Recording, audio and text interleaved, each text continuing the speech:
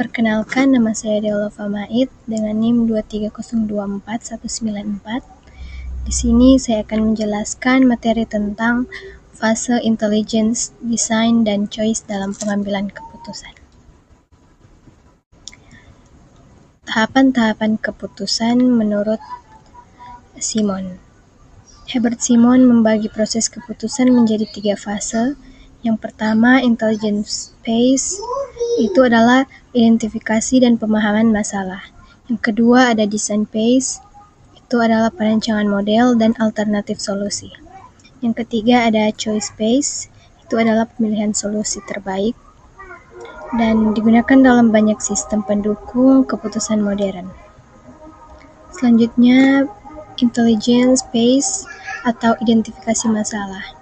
Pertama, mengidentifikasi tujuan organisasi dan masalah yang muncul. Kedua, membedakan gejala dengan inti masalah. Mengumpulkan data dari lingkungan internal maupun eksternal.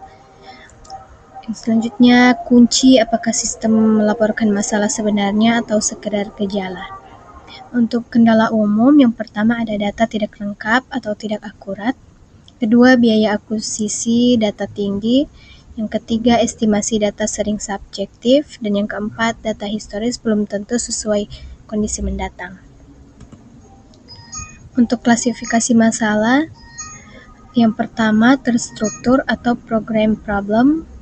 Masalah rutin, berulang dengan model standar. Contohnya, perhitungan gaji bulanan atau kontrol stok gudang. Yang kedua, masalah tidak terstruktur atau non-program problem. Masalah unik, belum pernah terjadi dan sulit dimodelkan. Contoh, merger perusahaan, pengembangan produk baru.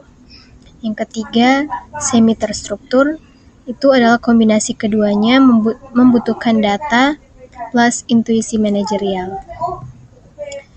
Untuk kepemilikan masalah, yang pertama, masalah baru dianggap ada jika ada pihak yang bertanggung jawab.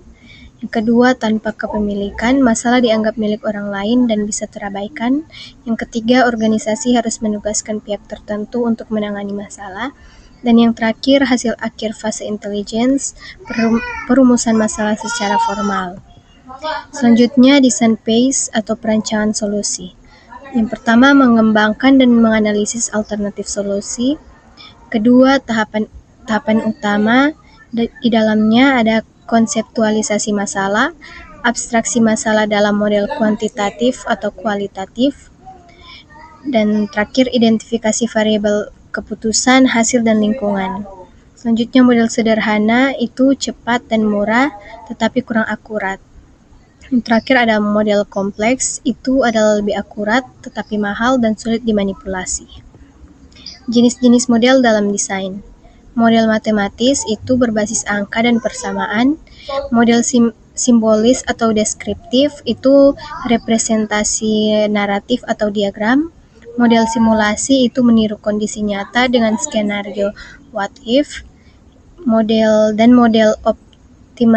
optimisasi itu mencari hal terbaik atau maksimal minimal sesuai dengan kriteria. Selanjutnya, evaluasi alternatif.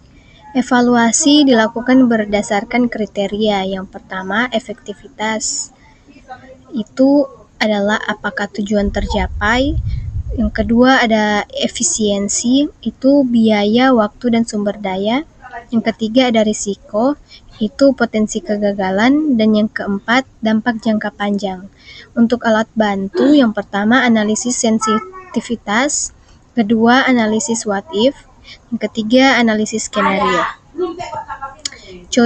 Selanjutnya ada choice phase atau pemilihan alternatif. Yang pertama, alternatif yang tersedia di evaluasi itu dipilih satu solusi terbaik. Kedua, metode yang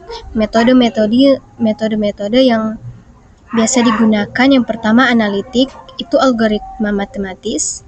Yang kedua, heuristik, itu aturan praktis. Dan yang ketiga, blind search, itu coba-coba sampai menemukan yang layak. Yang ketiga, komitmen diambil, solusi diputuskan untuk dilaksanakan. Selanjutnya, analisis dan implementasi. Yang pertama, analisis sensitivitas, menguji solusi terhadap perubahan variabel. Yang kedua, analisis trade-off, menyeimbangkan tujuan yang saling bertentangan. Yang ketiga, implementasi solusi memerlukan komitmen sumber daya. Yang keempat, keputusan yang baik sama dengan dapat diterapkan secara realistis, bukan hanya teoritis. Kesimpulan dari materi ini adalah proses pengambilan keputusan menurut Herbert Simon terdiri dari 3 fase utama, yaitu intelligence, design, dan choice. Fase intelligence berfokus pada identifikasi dan pemahaman masalah. Fase design menyusun serta mengevaluasi alternatif solusi. Sementara fase choice menentukan opsi terbaik yang sesuai dengan tujuan organisasi. Untuk keseluruhan proses ini menunjukkan bahwa keputusan yang baik tidak hanya bergantung pada intuisi, tetapi juga pada kualitas data, ketepatan model, serta kemampuan mengevaluasi risiko sehingga menghasilkan keputusan yang rasional, efektif, dan relevan bagi organisasi. Sekian penjelasan